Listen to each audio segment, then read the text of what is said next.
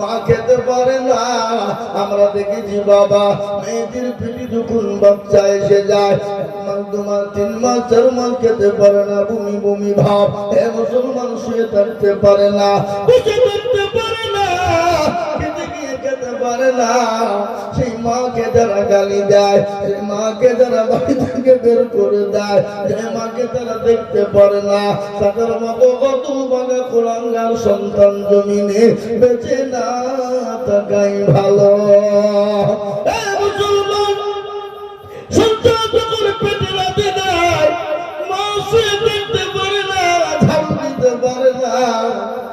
মা যখন খেতে বসে পেটে সন্তান এত জোরে লাথি মারে, দেওয়ালের সঙ্গে মা দাঁড়িয়ে গিয়ে আল্লাহ আমাকে বাঁচাও, আমি আর আমি বাঁচবো না।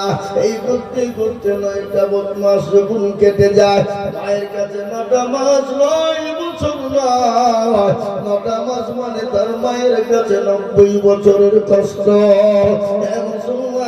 ওই মা যখন সন্তান ভূমিষ্ঠি হতে চলে যায়, মায়ের যখন প্রসব বেদনার টাইম হয়ে যায়, মা তার স্বামীকে ডেকে বলে, স্বামী গো, আমি আপনার সঙ্গে যদি কোনো রকম বেয়াদবি করে আপনি ক্ষমা করবেন, মাফ করে দিবেন। শ্বশুর শাশুড়ির কাছে ক্ষমা চায়, পাড়া প্রতিবেশীর কাছে ক্ষমা চায়। কেন বাচ্চা জন্ম নেওয়া ওটা দ্বিতীয় জন্ম তোর না রে বাবা। কত মেয়ে বাচ্চা জন্ম দিতে গিয়ে মারা যায়, কত মেয়ে সিজার করতে গিয়ে মারা যায়, কত মেয়ে নরমাল ডেলিভারি করতে গিয়ে মারা যায়। সেই দিন আমি একটা দেখলাম রে বাবা, এই তো আমাদের ডোমকুলে সেদিন আমার ছিলাম আমি বাবা, একটা মেয়ে মারা গেল, বাচ্চাটাও মারা গেল। কিন্তু তার মারাত্মক দেখলাম বাপের কি গন্ধ। মা বলে, আল্লাহ তুমি আমাকে একটা মেয়ে দিয়েছিলে, আমি আদর করে যত্ন করে বড় করে বিবাহ দিলাম। আল্লাহ বাচ্চা হতে গিয়ে আমার মেয়েটাও চলে গেল, লাঠিটাও চলে গেল। আল্লাহ তুমি যদি আমাকে একটাও দিতে যে কোনো, তো আমি সবুর করে থাকতে পারতাম। আমি কি করে থাকবো আল্লাহ। কিন্তু শুনলেন তোমার বাচ্চা হতে গিয়ে মারা যায়, আল্লাহ নবী বিশ্ব নবী বলেছেন ওই মেয়ে বেশংসবিধি মর্যাদা পাবে, ওই মেয়ে আল্লাহর বেশং জান্নাতের দরজায় তিনি ঢুকে যাবে। মা বড় দরদের যিনি রে বাবা, আল্লাহু আকবার শুনলেন। ওই মা যখন অপারেশন থিয়েটারে চলে যায়, বিজ্ঞানীরা বলে, ও মুসলমান, মায়ের বুকের পেটের ভিতরে জীবনের ভিতরে এমন একটা কলিজা আছে।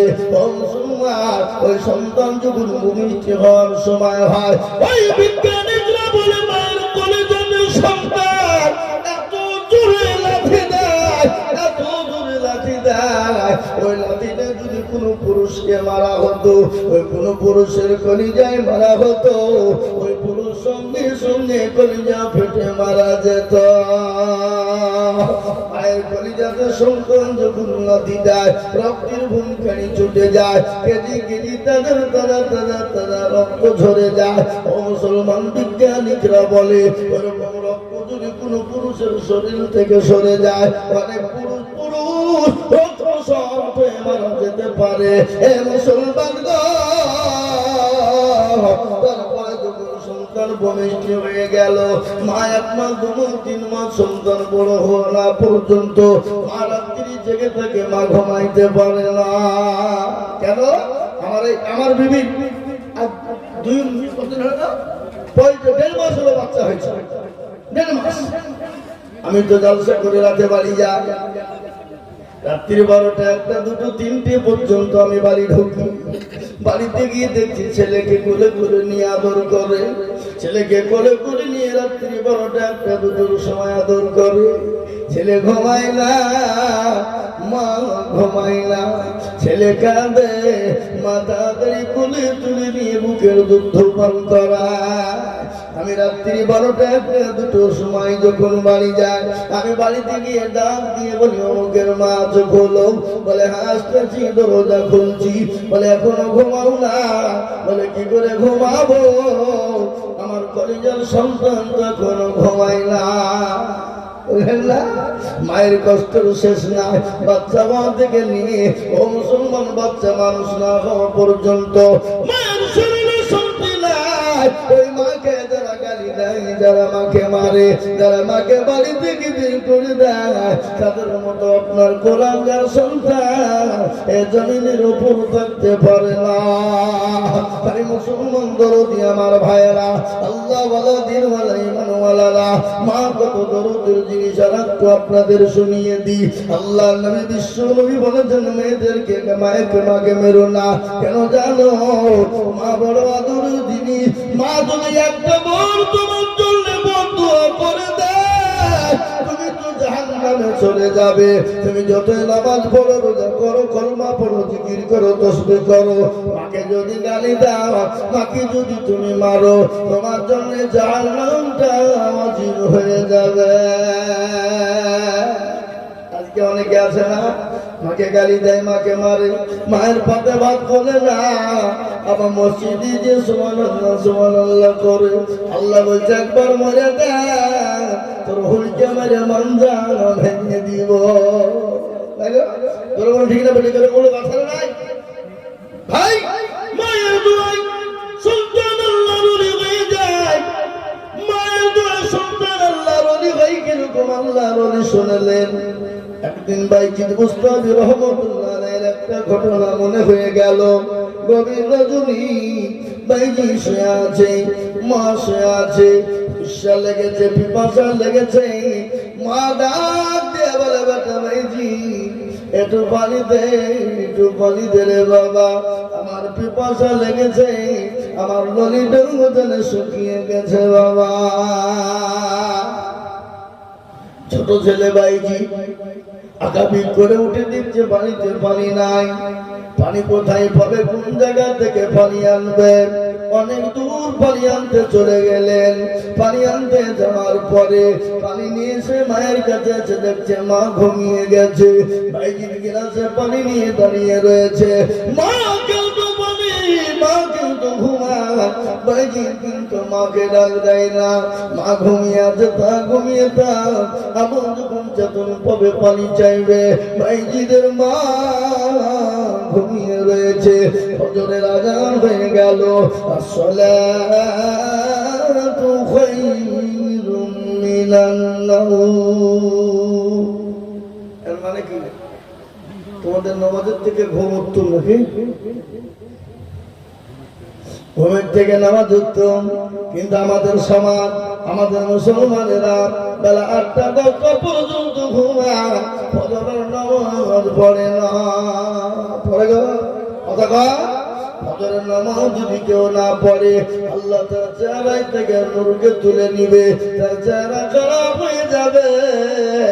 মুসলমান আজকে বেলা রাত্রি 1টা-2টো পর্যন্ত আমরা থাকি, মোবাইল চালাই, কিন্তু নামাজের আপনার আজানের টাইম হয় তখন ঘুমের আরো জোর চলে না, চলে না, চলে বলো।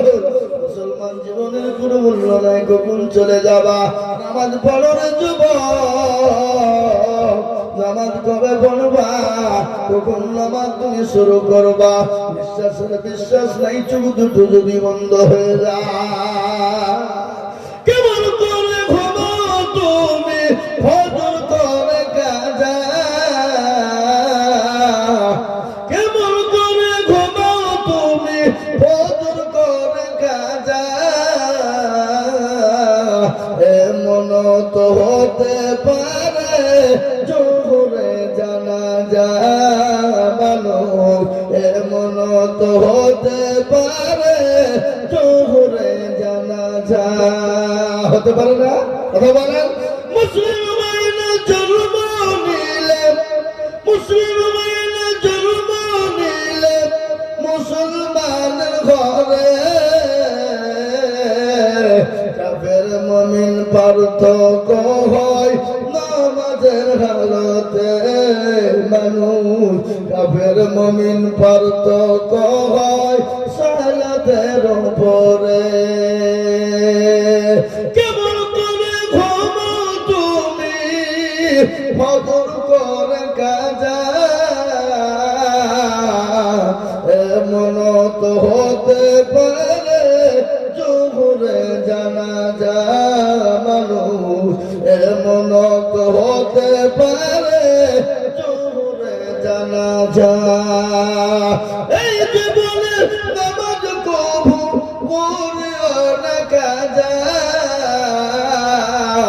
এই জীবনে নামাজ কবু পড়িও না কাজা এমন তো হতে পারে জোহরে জানাজা মানুষ এমন তো হতে পারে জোহরে জানাজা মুসলমান দরদি জোহরে জানাজা হতে পারে না এই আছে ওই নাই বাবা বাড়িতে চলে গেলাম ঘুমিয়ে গেলাম ফজরের নামাজ পড়তে গেলাম না আল্লাহ বলে বান্দা আমি যদি তোমার জবানটা বন্ধ করে দিই চোখ দুটো বন্ধ করে দিই তাহলে তুমি পরকালে চলে যাবা এখন খানা তোমার জীবনে জুড়বে না তোমার নাম হয়ে যাবে মসজিদের মাইকে হবে না এই উত্তরে বলুন চোখের পলকে তুমি হতে পারো না হতে পারো না কত বলেন এই আছে ওই এক্ষুনি ছেলেটা ছিল রে এই গল্প শোনো এইক্ষুনি চা খানো চায়ের দোকানে বসে শোনো এই যে আশ্চর্য ব্যাপার এটা আশ্চর্য নয় কি বুঝছেন আপনারা বলুন এটা আশ্চর্য হতে পারে চোখের পলকে তুমি হতে পারো না চিরতরে হবে বিদায় তোমারই নিঃশ্বাস তোমার নাম হবে মসজিদের মায়েকে বাড়িওয়ালা নাই রে বাড়ি নাই রে দুনিয়াতে বাড়িওয়ালা নাই রে বাড়ি নাই রে দুনিয়াতে এত সুন্দর বাড়ি এত সুন্দর গাড়ি এত সুন্দর সম্পদ মুসলমানে আমার ভাই আমার তুমি আমার বাচ্চা আমার ও যুবক আমার ভাইরা মুরব্বীরা শুনেলেন এই গাড়ি বাড়ি টাকা পয়সা সম্পদ রে বাবা না না না আগে ঠিক চলে যাবে কখন আছে কখন চলে যাবে জীবনের কোনো মূল্য নেই জীবনের কোনো দাম নাই হে মুসলমান দরদি আমরা আপনারা চলে যাব যাওয়ার পর আর একটা জায়গা আছে পরকাল সে জায়গায় নানি অনন্তকাল থাকতে হবে যে জায়গার নাম কিন্তু শেষ হবে না কিন্তু তার আগে বিশ্ব নবী রহমাতুল্লিল আলামিন বললেন ও মুসলমান শোনো কবর বড় কঠিন তার আগে কবর বড় ভয়ঙ্কর ভয়ানক কবর এত কঠিন রে বাবা আল্লাহ নবীর বিবি মা খাদিজাতুল কুবরার কথা মনে হয়ে গেল আল্লাহ নবীর বিবি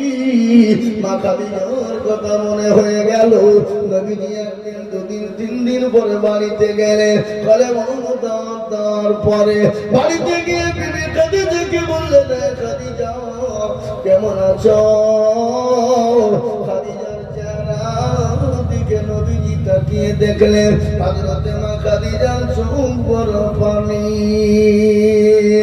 রাসূলুল্লাহ বলেন খাদিজা গো তোমার মনটা খারাপ কেন চোখে কেন পানি তোমার শাড়ি কেন ছিঁড়ে গেছে এই জন্য তুমি নাকি কান্না করো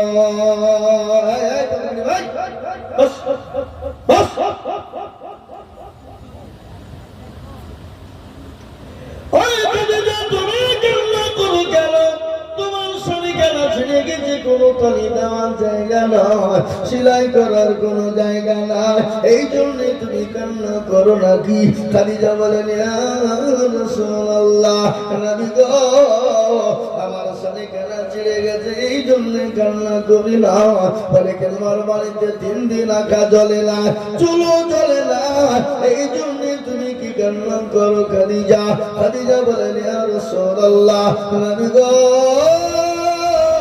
আমি এই জন্য কান্না করি না ইয়া রাসূলুল্লাহ ওগো দয়ার নবী মায়ার নবী রাহমাতাল লিল আলামিন, আমি আপনাকে 40 মণ স্বর্ণ তুলে দিলাম। আমি কোনদিন আমি আপনাকে জিজ্ঞাসা করিনি গো নবী কোন পথে খরচ করেছেন, কোন পথে খরচ করেছেন। ওগো দয়ার নবী মায়ার নবী রাহমাতাল লিল আলামিন। এ বাবা দয়ার নবী না, তিনি মায়ার নবী না, কথা বলেন না। আল্লাহর নবী মায়ার নবী গো, আপনি নবী আমার জীবনের জীবন। এ বাবা আপনারা একটু হুহা করছেন না, কেন গলা ব্যথা ভক্ত লাগে নাকি? এ বাবজি, সেপ্টেম্বরের 15 তারিখ থেকে জালসা শুরু করেছি। কবে থেকে? সেপ্টেম্বরের 15 তারিখ।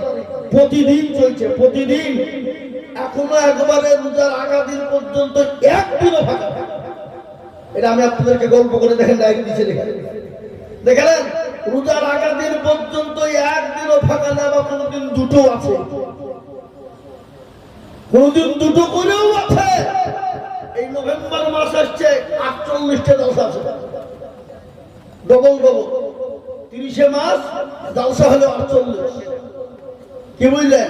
ডিসেম্বরে 40টা জলসা আছে, 30 মাস। সারা পশ্চিম বাংলা নয়, আসাম, ত্রিপুরা, মেঘালয়, বিহার, ঝাড়খণ্ড, পশ্চিম বাংলায় সব প্রান্তে আছে। বা প্রতিদিন যদি 2 ঘন্টা করে বকি, মোটামুটি জলসা আছে প্রায় 270 থেকে 80 প্রতিদিন 2 ঘন্টা করে বললে কত হবে?